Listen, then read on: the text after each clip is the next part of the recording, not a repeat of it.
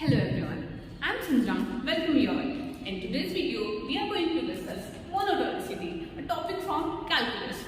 Sometime, if something very good happens with us and at the same time very good happen with our friends, then we can celebrate our happiness together, okay? And if something bad happens with us and at the same time if something bad happens with someone else, then we can forget our badness and okay, we can live our life. This particular chapter, in this chapter, you can celebrate your happiness and you can celebrate your sadness with the function. How? Sometimes what happens? Just assume a day. You woke up and you got your bed tea without any order, without any request. You are so happy. When you are getting ready for the college, your crush call you and said, let's go to the college together. When you reach the college, classes go on, your life is okay, constant, okay, right? And then, again, you got one more chance to, you are going to host your class in some function. Can you say this, that this particular thing, this particular day is quite monotonous in positive sense, okay? So, in the function, this monotonous life can happen with a function also. That is being called monotonicity here. Similarly, you can imagine one day in which just after your bedtime, you got scolded by your father. Then your crush said that I'm not anymore interested with you, or something bad happened. This decreasing thing is also called monotonous. This decreasing also can happen with function. So, for this chapter, we are going to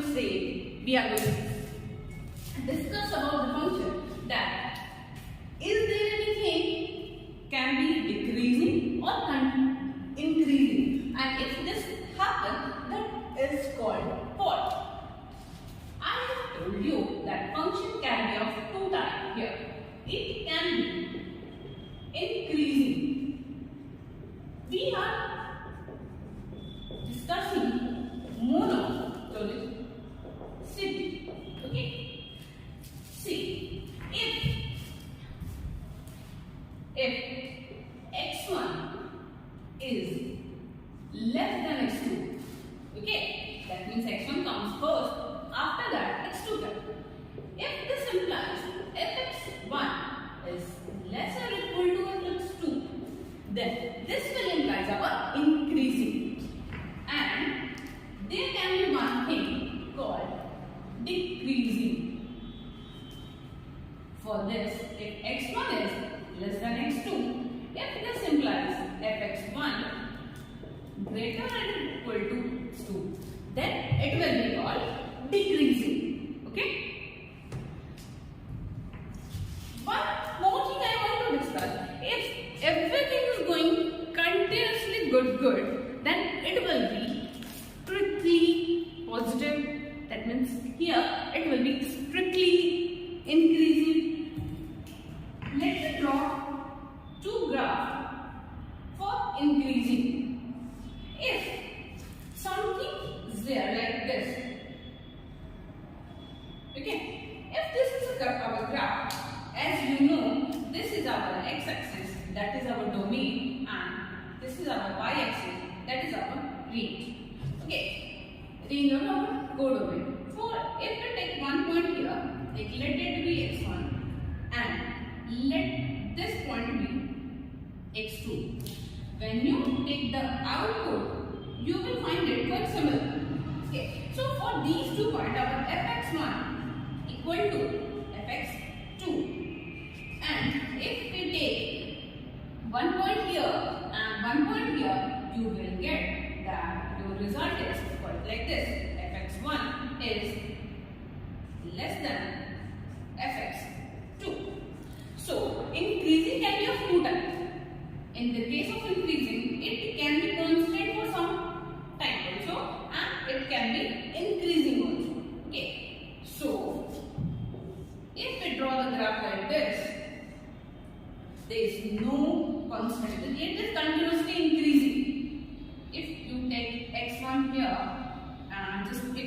here you are going to get different results, and in this result your fx1 is less than fx2. Okay, so what is the difference between these two graphs? This graph is showing increasing. Our function is increasing, but here we can see it is strictly increasing. Okay, if some day is going very good, that means this is strictly increasing. After each minute you are going to get a good news. But in this case, you are going to get good news at morning. Then you are like okay. Then good news. Then okay. Then good news. This is increasing, and if after each particular minute or hour you are going to be good thing or like some increment in your life, that is strictly increasing. Okay. We can say the same thing for decreasing function also. Okay. Let it be decreasing. So for decreasing, if x1 is less than x2, this will imply fx1 greater or equal to fx2. Okay, we can draw the same graph, take the same number of graph here. How? Just do like this. And here this. Okay, can we explain like this? If we are going to take one point here, x1, and here x2, you are going to get similar thing. Okay, and if we take here our x2, then there will be decrement. Okay, so here we are saying that it can be equal to also, or it can be decreasing. Continuously it is decreasing, or sometimes it is constant. So here it is decreasing. It is showing decreasing. And here for this and for this instant, you are going to get different results, and the results are continuously decreasing. So this particular graph is showing strictly decreasing features. Okay, so our function can be exactly similar of our life. It can be increasing or decreasing, and if it is increasing, it can be equal or it can be greater. But if I am saying it is strictly increasing, that means there will be no scope for equal to. It will completely fx1 less than fx2. Similarly here, if I am saying strictly decreasing, here our fx1 is greater than fx2. Okay, let's come to the next thing. Here we have discussed about monotonicity, and it can be non-monotonicity also. Okay, that means it is not necessary our life is going upward or life is going downward. It can be of non-monotonic also. Okay, like sometimes, like in general what happens with our life? Sometimes we get our success, we go up, then we down, then up, then we. So our life is the best example for this particular section, non-monotonic.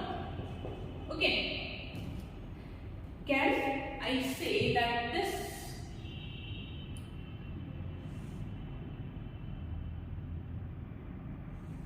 you could draw like this? Okay, draw it again.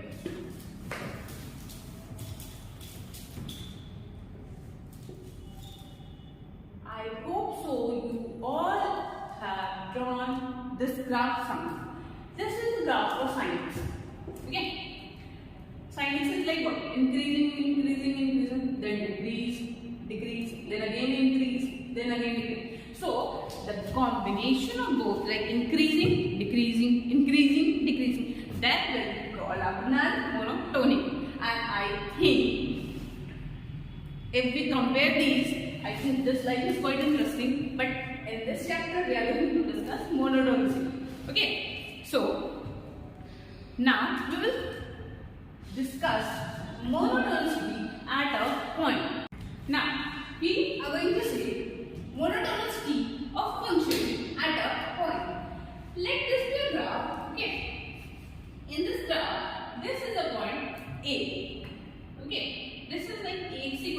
A. We are going to see the monotonicity at this point. Let's take one point here and one point here. So this is something A minus H. Well, H is a very small number. Similarly, we have seen the same thing like in limit of continuity also. So, and this is A plus H. This will give f of A minus H. This will give f of A, and this will give f of A plus H. Can you see one thing for the monotonicity? At this point, we have f A plus H greater than f A, and this is greater than f of A minus H. So we can see here that monotonicity of a function at a point f of A plus H greater than f A and greater than f A minus H. So this is going to be the condition for what?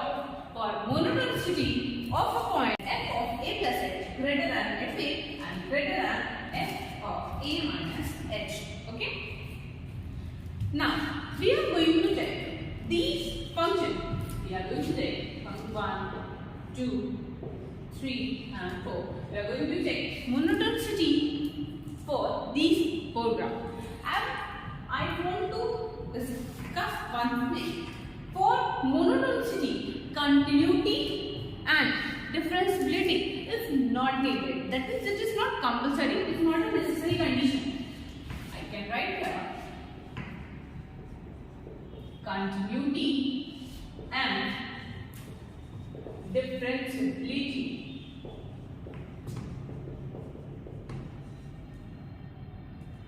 is not necessary condition. It's not the necessary condition.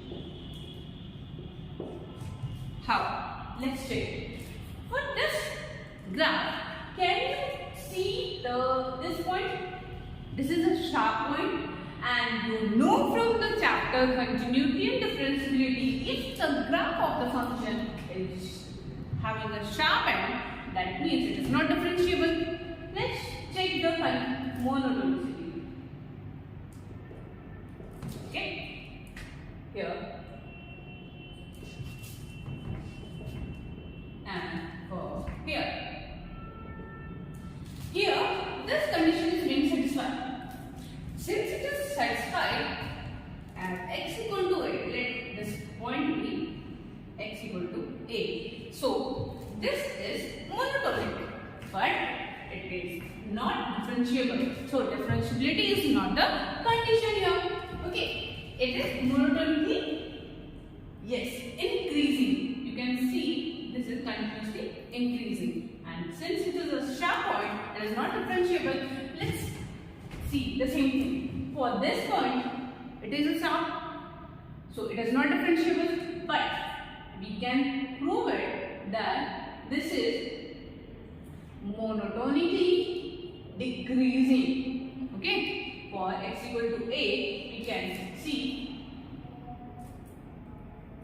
this is monotonically decreasing. Okay, now let's check for this graph. You can see if this is x equal to a here, the function is not defined here. It is having a break. For continuity or for continuous function, we know that if we are able to draw graph without taking the pen, okay, so here function is not defined. Function is defined here, so it is not continuous. But let's check for this point our effect.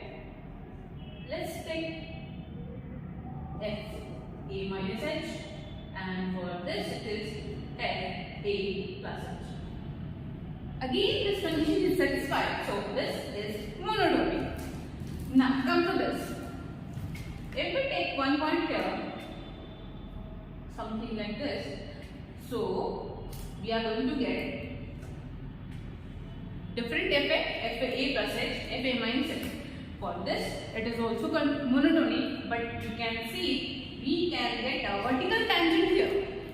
vertical tangent implies what? Vertical tangent implies it is not differentiable, but still it is monotonic. Okay? So, with the help of this, we can check if the graph is satisfying this condition, that will be monotonic. Okay? Now, we will discuss monotonicity in an interval for differentiable function. Okay? For strictly increasing, we know that 1 less than x2 implies fx1 less than fx2. Can we write y1 for fx1 and y2 for fx2? Okay? And x1 less than x2. With the help of this inequality, can we write x2 minus x1 greater than 0 and y2 minus y1 greater than 0? Okay? This is showing the change, so we can write del x greater than 0 implies del y greater than 0. So both are greater than 0, so del y by del x will be greater than 0. And since this change is very small, we can write dy by dx greater than 0. Okay? For strictly decreasing, we know x1 less than x2 implies fx1 greater than fx2. Again, fx1 can be replaced by y1 and this will be y2. So x1, x2. Can we write like this again? x2 minus x1 greater than 0 implies y2 minus y1 less than 0. Okay, so since this is a change, again we will write del x greater than 0 and del y less than 0. Okay, can we write like this?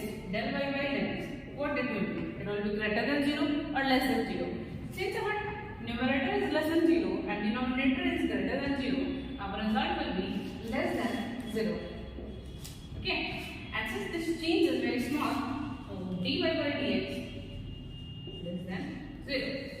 Okay, so here one thing is clear: if the function is differentiable, so we can differentiate the function, and if the first derivative is less than 0, then the function is strictly decreasing, and if the derivative is greater than 0, then it is strictly increasing. Then what about equal sign? Dy by dx is less or equal to 0, then still it is decreasing, and dy by dx is greater or equal to, then it is increasing. But dy by dx can be 0, but there is one condition. If this is a graph, at this point our dy by dx is going to be 0 because of here the change will be like here the function is going to be constant, and again here this is going to be 0 here. Okay, dy by dx will be here 0 because of constant. But these are discrete ones. These are not forming interval. If there will be interval in which dy by dx is going to be 0, then there will be no chance of monotonicity. So we can write like this: dy by dx may be 0, but for discrete ones. Okay, or you can write like this also: it should not form an interval. Okay, am I clear to you? It is very clear. If the function differentiable, to find monotonicity has become so easy. Just differentiate it. If after differentiation first derivative is greater than 0, increasing, less than 0, decreasing. Okay, but you have to be careful that if there is a case of equality equal to 0, that should be at point, not should be an interval. Okay.